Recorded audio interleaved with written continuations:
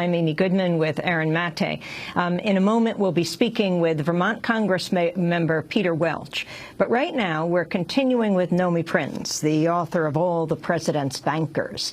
She's a former managing director at Bear Stearns and Goldman Sachs, and previously an analyst at Lehman Brothers and other places. But we want to go to a clip right now of President Obama. In 2009, 60 Minutes, he lashes out at what he calls the fat cat bankers of Wall Street. I did not run for office to be helping out a bunch of fat cat bankers on Wall Street. The only ones that are going to be paying out these fat bonuses are the ones that have now paid back that TARP money. And do you think that's why they paid it back so quickly? I think in some cases that was a motivation, which I think tells me that the people on Wall Street still don't get it. They don't get it. They're still puzzled. Why is it that people are mad at the banks? Well, let's see. You guys are drawing down $10, $20 million bonuses after America went through the worst economic year that it's gone through in decades. And you guys caused the problem. And we got 10% unemployment. Why do you think people might be a little frustrated? That's President Obama speaking in 2009. I'm wondering if there's been any break in the symbiotic relationship between Wall Street and Washington that you document. Certainly with Obama's second term, when he ran against Romney, his donations from Wall Street dropped. It was something like 16 million, went down to 6 million. So do you see any change of course in this pattern of symbiosis that you trace in your book?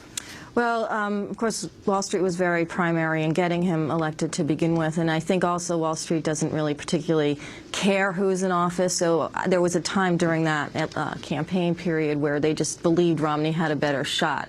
It wasn't so much necessarily a negative on Obama. I think they were just playing their bet, and they happened to have lost, which they usually haven't over the many of elections. Who Wall Street backs tends to be who wins, but sometimes that backing gets a little bit split. But in that clip, and a lot of what Obama has said, what is said publicly and what actually happens inside the private office and with respect to what's going on with bankers, shows up in the reforms, it shows up in the structures, it shows up in the minions of lobbyists and lawyers that continue to funnel money and little chips away at even very weak but existing rules, and Obama has allowed that to happen. He's never come out and named a name against a banker. He talks about Wall Street fat cats as some sort of like big broad category. He's not named names. He's not said what Wall Street needs to done. It's just sort of fluffy rhetoric. Would he even say what he said in 2009, talking about the fat cat bankers today?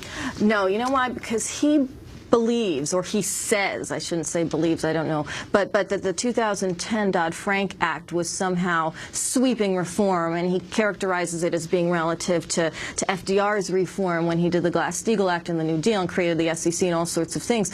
And it simply wasn't. As I mentioned before, banks got bigger, their concentration of our deposits and assets and risk got bigger. Nothing was fixed by that, quote, Reform Act. And so he doesn't need to say that now. He said it kind of in the beginning to consolidate his base, to get elected, whatever it was. But many presidents, and actually Democrats are a little bit more guilty of this than Republicans, because I think they feel they need to do this, from Wilson on, have always bashed the bankers in their campaign speeches, and then when it comes right down to it, most of them have been very helpful and very symbiotic with them after they have been in office. So it tends to get said to the public, and then when you look at what actually occurred, it's a completely different matter because they are connected. Well, Nomi Prins, I want to thank you for being with us. All the President's Bankers is her book, The Hidden Alliances That Drive American Power. You can read an excerpt of that book on our website at democracynow.org.